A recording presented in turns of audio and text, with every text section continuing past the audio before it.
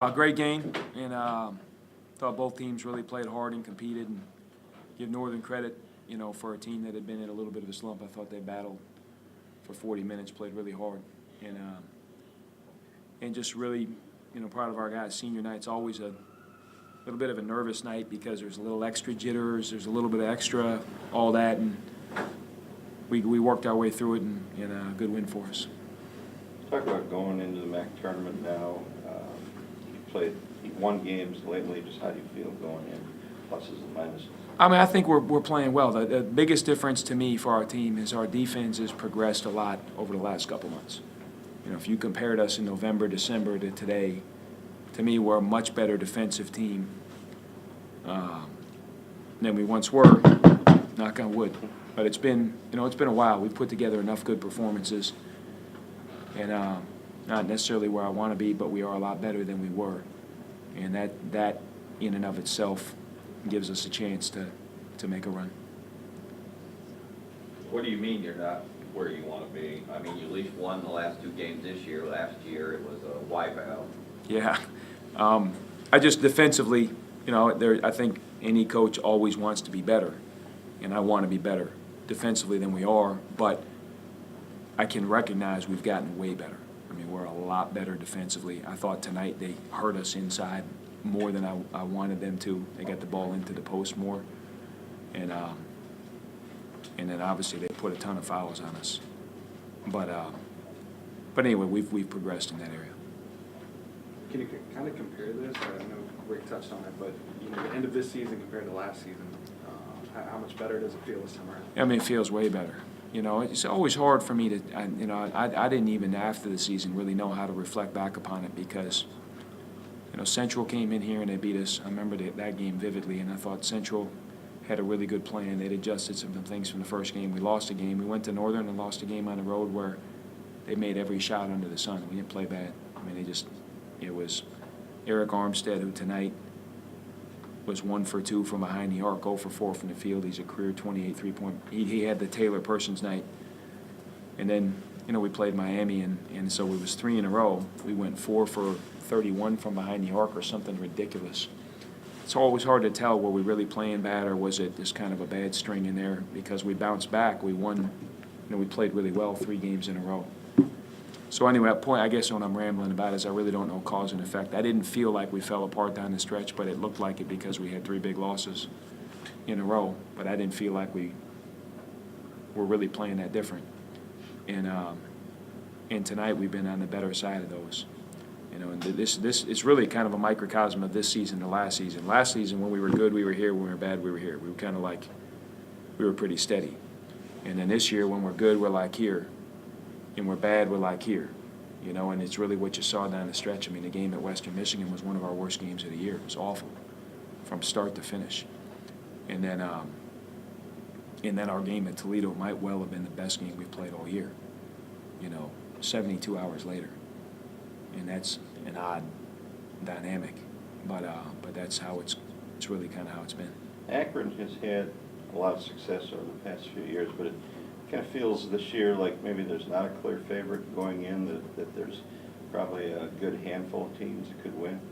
I think you look at it that way? Yeah, 100%. I mean, if you looked at before they started to lose, look at how many close wins they had.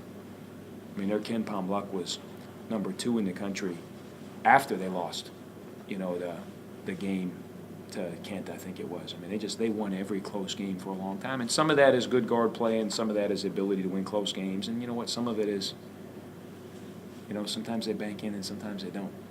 And they just had a number of them. The combination of good guard play, good coaching, and a few breaks go their way. And but they're very beatable, and it's not. I don't say that with any disrespect to them. I mean, they've won the league, whether they win or lose tonight. So that tells you they've had a great year. And, but I certainly think that anyone can. There's 5 or 6 or 7 teams that have a legitimate chance to win the whole thing, and I think we're one of them, in my opinion. What's the key to make sure your team's here and not here? I feel like it's the biggest thing I have to do is continue to help some of our younger guys mature, and Franco's not a guy that's usually here or here, but we have other guys on the team that are much more that way, and it's to help them be more consistent in their. The more consistent you are behavior, the more kind of mature you become, the less likely it is to happen that way. You mentioned obviously last year, part of the reason you guys struggled down the stretch was because you just weren't making shots. Do you feel like this team is a little bit less reliant on the three-point shot, and that maybe even on an off night would give you a better chance? That's a good analytical question right there, and I think you're dead on. You know, I mean, if you look at who we are with our metrics, we're not near as reliant. We certainly are relying on the three-point shot, but not near as much as we would have been a year ago. And so I think your point's well taken, and that could explain a little bit. I didn't think of that, but prior to this, but I think you're right. I think that's a really good point, because we were very reliant on the three-point shot last year. You know, we really had Franco as being the only guy that could pressure, so we shot a higher percentage of our shots were threes a year ago than they are this year. And so that would be one explanation that would make some sense. So, Coach, it's March. Does this team play well enough to get a look at the NIT? I think we'll have to see. I don't really know the answer to that, Rick. You know, Is this the best team you've had? it's the best team we've had here. Yes, in my opinion. You know, we'll see. Last year's team won 21 games. This year's team won 20. But, you know, the thing, I talked to the CVC crowd, and I want to be careful, you know, not to really bother my team with this kind of stuff, but this is the first time that Ball State's won 20 games back-to-back since Dick Hunsaker was the coach. Right. Here. It's been a long time. So, you know, as I was just telling a recruit, that, you know, feeling like we started about 4 feet below the bottom of the trench and had to work our way up to the trench and get to this point. You know, it's a meaningful, certainly, accomplishment, and yet at the same time there's no one who feels like we've arrived or any of that kind of stuff. We haven't. We have a long way to go, but we're not under the trench anymore. You know, we've moved in a good way. We returned 7 of our top 9, you know, from this team, 9 that are in the rotation. So we have I'm proud of what we've accomplished and feel like we have something to build, and can hopefully, knock on wood, keep moving in the right direction, because there's a lot more steps that we want to go. And in terms of this year's team, I feel like, yeah, we're good enough that we can make a run, a meaningful run in Cleveland. Anyone have an Akron-Kent score, by the way? Akron by 30 with Isaiah Johnson at the line with half a second left. All right. Coach, you talk about arriving, you know, and continuing to build. Oh, what does that look like for you? You know, it's a lot of things. You know, I mean, I watch the way Franco came here and Franco left. You know, I mean, what I want to have is a lot more of guys like him, and by that meaning guys that really flourished from the time they got here to the time they left, on the court, off the court. To me, that's what running a successful program is really about. And then, you know, I think there's 2 meaningful goals, one of which we won't get this year. I mean, MAC West championship is very meaningful, and 20 wins, so there's all kinds of steps. And eventually there's a conference championship and an NCAA tournament. And then, you know, to me they're about tied, because I think they're both really hard to get. And but I think either one of those would be something I'd be big. And I don't want to minimize the things that we have done, because I'm very proud of the fact that, you know, it's something that hasn't happened here from 1998 and 1993. And by the way, there have been a lot of good teams between then and now. And so I'm proud of what we've done, but if we were able to get, you know, one of those 2, that'd be a notch in the belt that I think would be really meaningful. When you think about Franco, obviously he had those 2 big three-point plays there down the stretch. Was that kind of an appropriate way for, if this is his last game, Yeah. to end it? It is. I thought we really got way too relaxed with a minute and a half to go, which that's kind of who we've been. You talk about maturity. I thought we had a real lack of maturity in the final couple minutes of the game, and it got down to a 1-possession game that should have never happened. And that's some of the areas we got to continue to grow. But in terms of your question to Franco, yeah, I mean, Franco is, I couldn't say enough good things about him. As a human being, as a basketball player, his work ethic.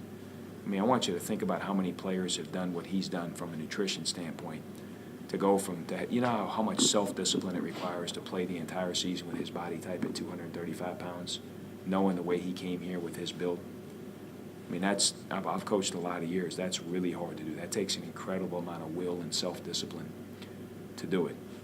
I look at him there, you guys hear me talk about it, but I look at him as a father. I mean, I think who he is as a person, as a human being, how important being a good father is to him. I can't tell you how proud I am of watching him do the little things as a dad. It's not like he passes the buck. I mean, he does all the things that he has to, including in the summer, waking up to feed, and then coming over here at 6 in the morning to get his shots up as opposed to in the afternoon because he's up anyway because he just got done feeding him. He's done it all.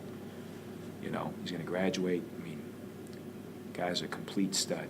He's like just as a person, his mom and dad were there tonight, and they should be incredibly proud of the man that they've raised because he's everything that, you want a student athlete to be on every front. He's all of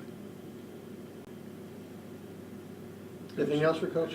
One more, yeah, just, I know you're checking in on the Akron game here, but logistically, you watch that game tonight, find out how things fall. Well, what happens after that? I mean, we call the guys, say when you practice next. Yeah, we're going to come in tomorrow at 2:45 and lift anyway. So we'll deal with it then. We're going to lift, and then if we play Monday, we'll probably lift and get shots for the guys that didn't get a ton of minutes, and maybe set the tone for the next game, and that's it. And we'll practice Sunday, play Monday. And if we don't, we'll lift tomorrow, and then we'll either practice Sunday, off Monday, or off Sunday, practice Monday. We'll have to figure that one out. Do you have like an Akron T-shirt or hat you can wear? And what's funny is Rob Senderoff and I are good friends, but I love him to death. I cheer for him every game, but 3. Used to be 2. Now it's every game but 3. All right, Coach, congratulations. Thanks, guys. Good luck when it starts, Thanks for your time, Coach. whenever it starts. Yep. You're the only guy like you guys that question.